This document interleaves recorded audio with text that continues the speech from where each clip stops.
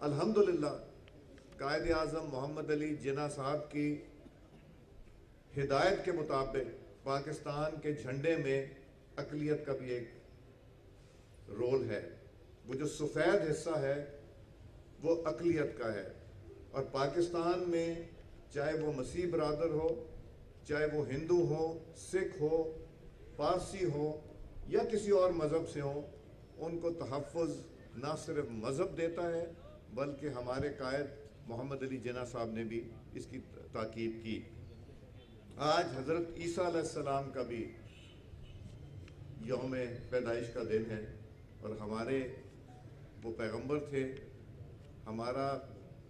ہم ان کی اسی طرح عزت کرتے ہیں جس طرح باقی اپنے پیغمبر صاحبان کی کرتے ہیں. اور تیسرا ہمارے محبوب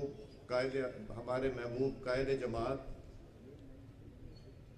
محمد نواز شریف صاحب، جو قائد اعظم محمد علی جناح کے مسلم لیگ کی روایت لے کے آگے چلے.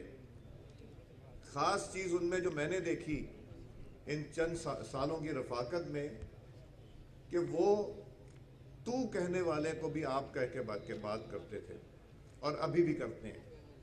عمران خان نے کس طرح کی گفتگو ان کے خلاف استعمال کی، مگر انہوں نے جب بھی کہا تو عمران خان صاحب کہہ کے عمران خان صاحب کی سیاست سے ہم اتفاق نہیں کر سکتے. عمران خان صاحب نے یہ زیادتی کر دی، مگر ان کے منہ سے یہ نہیں نکلا. فرق یہ تھا کہ مسلم لیگ نون والوں کی تربیت والدین نے جو ان کو دی اس میں فرق، اور عمران خان صاحب کی تربیت ان کے والدین نے شاید ان کو ایسی نہیں دی. وہ سوچتے ہیں کہ شاید گالی دے کے انسان مقبول ہوتا ہے، ہم سوچتے ہیں کہ انسان عزت دے کے، پیار دے کے مقبول ہو سکتا ہے، اور کام کر کے. قائد اعظم محمد علی جناح صاحب کی روایت رکھتے ہوئے مضبوط پاکستان کے لیے ہی نواز شریف نے ایٹمی دھماکہ کیا. بہت سے نوجوان اس وقت پیدا نہیں ہوئے تھے. وہ جو دن گزرے آپ بھی جانتے ہیں کہ وہ بہت ٹینس دن تھے. وہ بہت ایسے دن تھے کہ جس میں ہمیں نہیں پتا تھا کہ ہندوستان ہم پہ حملہ کر دے گا یا ہمیں اپنا دفاع کرنا ہے، کیسے کریں گے. اور اس دن جو دھماکے نواز شریف صاحب نے ایٹمی دھماکے نہ کیے ہوتے تو شاید ہندوستان یہ سوچ کے کہ پاکستان کے پاس ایٹمی طاقت نہیں ہے، وہ ہم پہ کئی دفعہ حملے کر چکا ہوتا.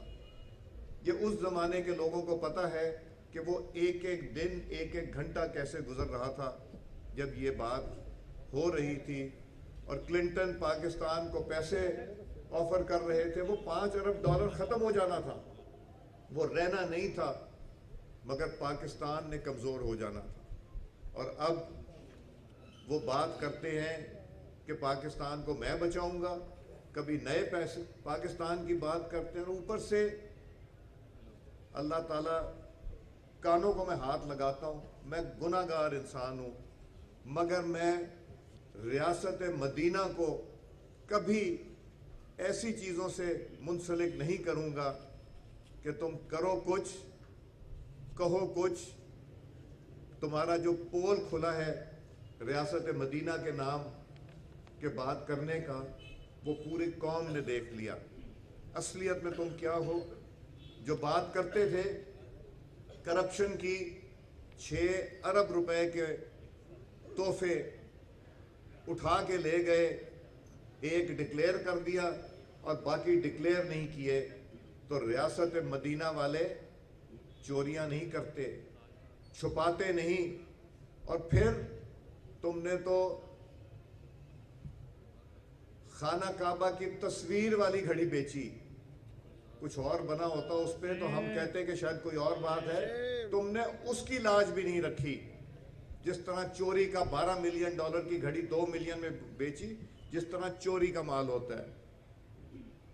نواز شریف نے قائد اعظم محمد علی جناح کی روایت کو رکھتے ہوئے سامنے دہشت گردی کے خلاف اعلان کیا کہ پاکستان میں امن ہمیں چاہیے. جب آرمی پبلک سکول میں کے اوپر دہشت گردی ہوئی، ہمارے بچے اللہ تعالیٰ کو پیارے ہوئے، تو ایک دن فون آیا کہ اسمبلی میں سب کو بلاؤ، میں نے اعلان کرنا ہے۔ یہ وہ شخص ہے جو کہتا تھا کہ طالبان سے بات کرو، بات کرنے کا نتیجہ آج کل دیکھ رہے۔ آج کل کے پی میں تحریک طالبان پاکستان نے جو خون خرابہ شروع کیا ہے، یہ اس کی کڑی ہے جو عمران خان اس وقت بھی کہتا تھا کہ ان سے بات کرو۔ یہ بات کہنے سے مجھے پتہ ہے جان کو خطرہ ہو سکتا ہے، مگر پاکستانی جانوں کو بچانے کے لیے یہ بات کرنا ضروری ہے کہ ان سے بات کروائی جنہوں نے 60,000 سے زیادہ پاکستانی لوگوں کو شہید کیا۔ افواج Pakistan, police, rangers, F C, school کے بچے اور بچیاں، مساجد، کوئی چیز نہیں چھوڑی، اور بے شمار عالم دین نے فتوے دیے کہ دہشت گردی اسلام کے خلاف ہے، اور نواز شریف نے لیا۔ تم نے کون سی دہشت گردی روکی؟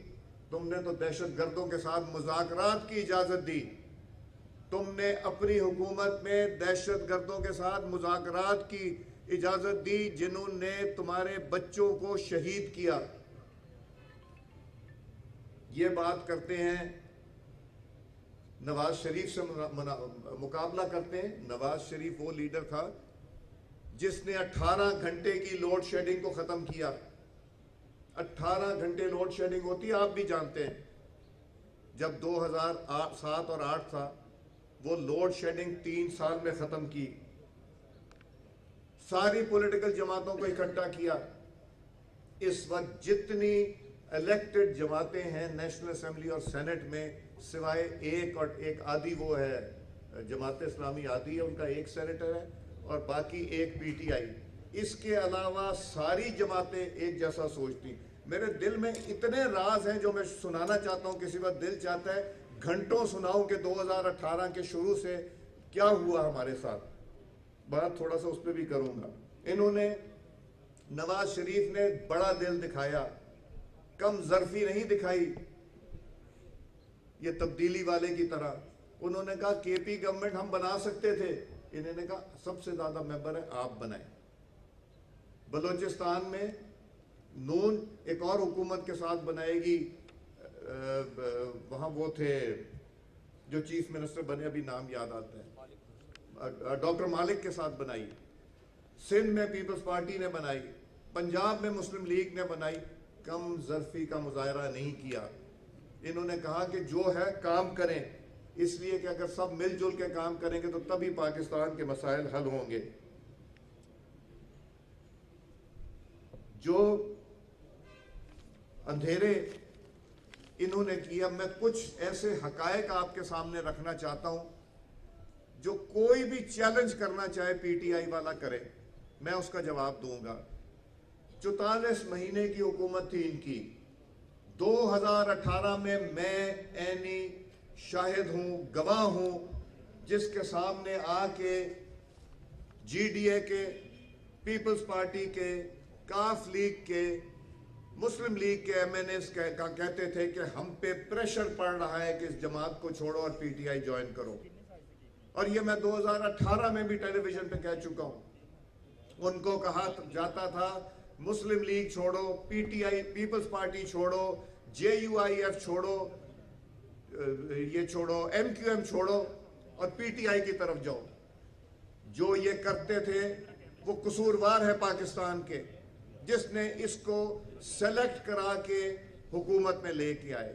اور اس کا نقصان کیا ہوا ذرا یہ سنے۔ میں آج آنے سے پہلے سوچ رہا تھا کہ آپ تک یہ بات ضرور پہنچانا چاہوں گا۔